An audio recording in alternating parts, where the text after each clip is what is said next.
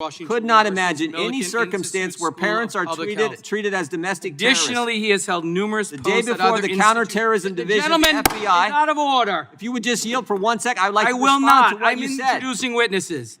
I'll begin from the beginning. Thank you, Mr. Chairman. The Administrative Procedures Act is important, and I look forward to our hearing today and hearing from our witnesses. But I will tell you this, what's more important is the fact that the Justice Department continues to treat parents as domestic terrorists. And the fact that the Attorney General hasn't been called back by our chairman to answer our questions when 41 days ago he came in here and misled us, and more importantly, misled the American people, I just can't figure out. I want the committee to understand this. In a 24-day time period, here's what happened. On September 29th, the National School Boards Association writes a letter to the President of the United States asking the President to use the Patriot Act to go after moms and dads. One of the individuals who signed that letter, Ms. Garcia, 2 days later, on October 1st, gets a plum position on a board at the Department of Education. 3 days after that letter is sent to the President of the United States, asking him to treat parents as terrorists, the weekend of October 2nd and 3rd, Tim Langen, the head of the Counterterrorism Division at the FBI, is already having conversations with the Justice Department on how to implement the letter sent from the School Board Association to the President of the United States. So think about that. The head of the Counterterrorism Division at the FBI is already talking about how to implement the memo that hasn't yet been sent from the Attorney General. And we know this because of questioning our colleague, Ms. Stefanik, had of Mr. Langen in front of the House Intel Committee. And of course, on October 4th, 5 days after the letter was sent, we have the now famous memo from the Attorney General where he says, we want to send to all 94 judicial districts around the country, every single district. We want a dedicated line of communication for threat reporting on parents, a snitch line on moms and dads. All that happens in 5 days. Now, I've been around government a while, and I've never seen government move that fast in my life. 2 weeks later, October 20th, because of a brave whistleblower, we know about an email sent from the same guy, Mr. Langen, the head of the Counterterrorism Division of the FBI. He sends an email to special agents in charge, FBI agents around the country, saying, put this threat tag, this designation, this label on parents who show up at school board meetings and speak out against this curriculum that they don't want their children taught.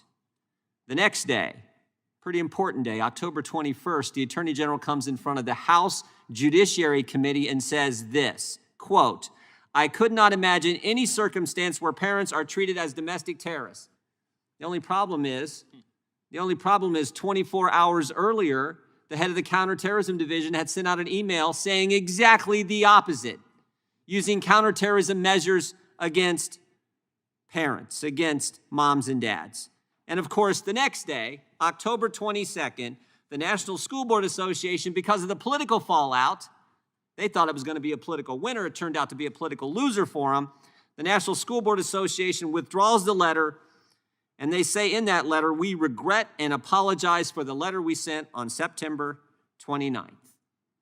All that happens in 24 days. Again, I have never seen government move that fast in my life. Now, those 24 days are just part of the story, though, because the most important part is what happened before September 29th. The most important part is the coordination between the White House and the School Board Association before the letter was ever sent. Here's what we know from FOIA requests, from communications made by Mr. Slavin and Ms. Garcia. Here's what Mr. Slavin said. The White House requested additional information from the National School Boards Association before the letter was sent. And Ms. Garcia said this, quote, the National School Boards Association communicated for several weeks with the White House before the letter was sent. In other words, this thing didn't start. I mean, this is the real story. The National School Boards Association letter wasn't the catalyst for this flurry of activity by the Department of Justice against moms and dads. It wasn't the catalyst. It was just the pretext. It didn't originate with the School Board Association. It started with the Biden administration and with the Garland Justice Department. They were looking for an excuse, looking for a pretext to target, to threat tag moms and dads. And the fact that it's been 41 days since the Attorney General sat at that desk and lied to this committee, and we haven't called him back? I just can't believe it. So, Mr. Chairman, I hope the chairman of the full committee will ask Mr. Garland to come back and answer our questions. Because we have seen this pattern before, frankly. And I know the Democrats all day like to make fun of this, but we've seen this pattern before. We saw this with the Justice Department in the Obama-Biden administration. We saw Mr. Comey and Mr. McCabe. We saw that Justice Department, that FBI used the dossier as a pretext to do what they wanted to do, namely go spy on the Trump campaign. They knew the dossier was garbage, but they used that as the pretext, as the excuse to go do what they already wanted to do. Same pattern here. Exact same pattern here. They get the School Board Association to write the letter, oh, here's our excuse to do what we wanted to do. Go after moms and dads. Because we don't like them objecting to critical race theory being taught in our schools. But you know what? The one thing they didn't bargain for was the fact that moms and dads says, we don't care what you do. We don't care if you try to chill our speech. We don't care if you put a threat tag on us, label us domestic terrorists, use counterterrorism measures from the FBI against us. We don't care. We're going to stand up for our kids. The fallout from this, the backlash from this was unbelievable. And of course, we saw it play out in Virginia. So again, I would just say it's been 41 days, Mr. Chairman, 41 days since the Attorney General misled us, the Judiciary Committee, misled the American people. I hope our next hearing, whenever that is, Mr. Garland is in here answering a lot of questions we have. I'm sure the Democrats have some questions too, but the fact that he hasn't been brought back is wrong, and everyone knows it. I yield back.